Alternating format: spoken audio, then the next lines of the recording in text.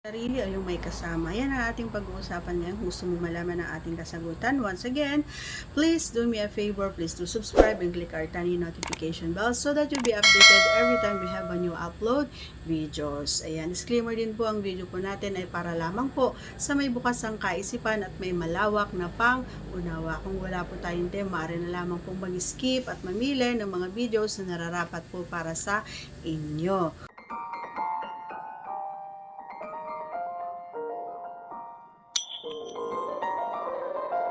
Okay, para sa akin mga idol ay depende rin kasi kahit may kasama ka kung hindi naman marunong, so wala tayong mapapakinabangan, tayo lang din yung magtatrabaho.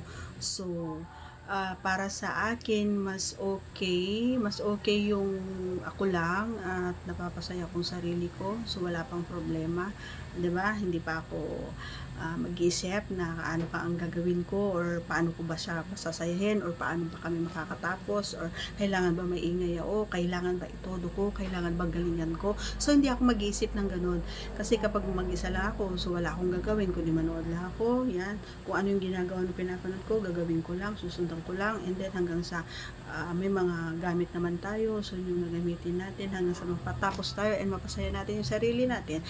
Instead na pag may kasama kasi tayo, marami tayong iintindihin. Ayan. Pero pag susuma totalin mga idol, mas masarap pa rin yung may kasama. Syempre, iba pa rin yung natutulog ka. Diba?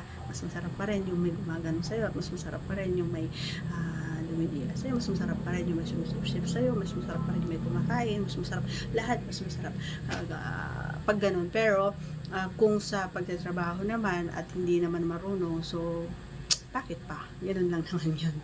Okay, so that's all for today's video, everyone. Once again, if you are not yet connected, please do subscribe and click our tiny notification bell so that you'll be updated every time we have a new upload videos. Thanks for watching, everyone. See you again on our next vlog. Bye!